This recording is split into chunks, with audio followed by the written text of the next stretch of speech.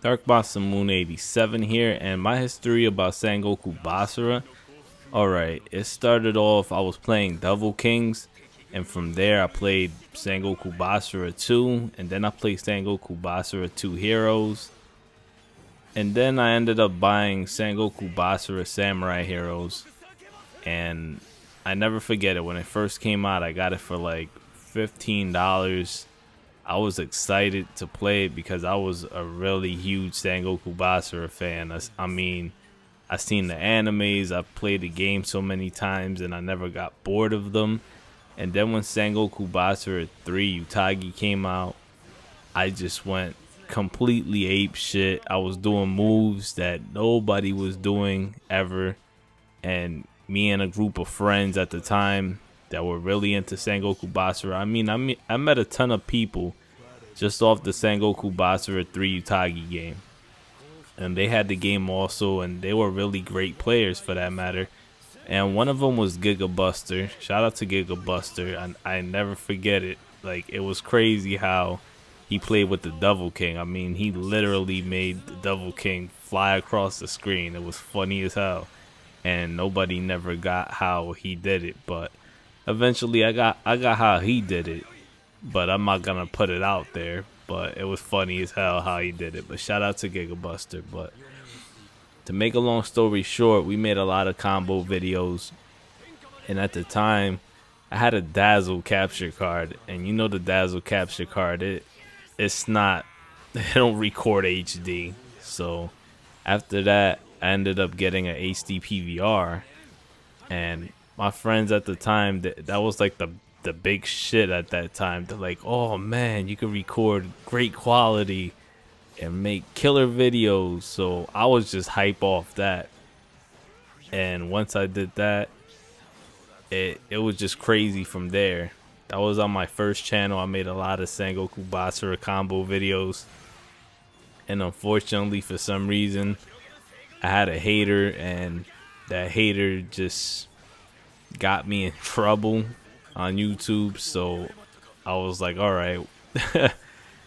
And after that, I ended up fixing that. That's how I got to talk with Capcom, which that's a pretty crazy story, right?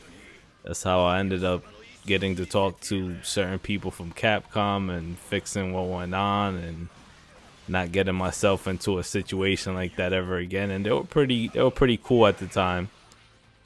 But the thing that I don't like about a lot of video game companies is that they milk their games. Now what that means basically is that, let's say if they made another game, like the same game but it's a different version, like it's a director's cut or it's an extended version. Mind you, that extended version could have had like one new character and like 3 new stages. To me personally, for that, you should have just made a DLC bundle pack that had that new character and the stages, instead of making a completely new game. And then the thing that really just blows my mind about that is that they'll make a brand new game, and instead of selling it for like $20, $30, since it's basically the same game except it got one new character and like 2 or 3 new stages, is that they'll sell the game for $60 and go, oh, it's brand new. And then the thing that's messed up about it is that the 2 or 3 new stages, supposedly new stages, they were from previous games, so technically they're not even new. And when people play the game, they're like, wait a minute, I would have sworn this would have been from this game.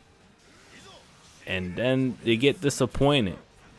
And that's what video game companies don't understand. They don't, sometimes they attend to the fans and sometimes they don't. Like they like, okay, they're gonna buy this game. They don't understand sometimes that after a while gamers are gonna know what the fuck is going on. They're gonna be like, wait a minute, this was in this game. You added this character was from the previous games, why couldn't you put him in this game now? And then it leads into a huge argument, and it's just horrible. So me personally, in order to avoid that, That should have just been a DLC bundle pack. Like, let me make an example. Not Super, it's Ultra Street Fighter 4. They could have just made a DLC pack for that. Dynasty Warriors Extreme Legends. I know the BGMs are remixed, and they added like 2-3 new characters. Who knows how many characters are gonna get added, but it's not gonna be that many. They could have made a DLC extension pack for that instead of making a completely new game that we have to spend almost $50-$60 for. Who knows how much it's gonna cost. I'm just making an example. But anyway, this is Dark Masamune 87. Peace.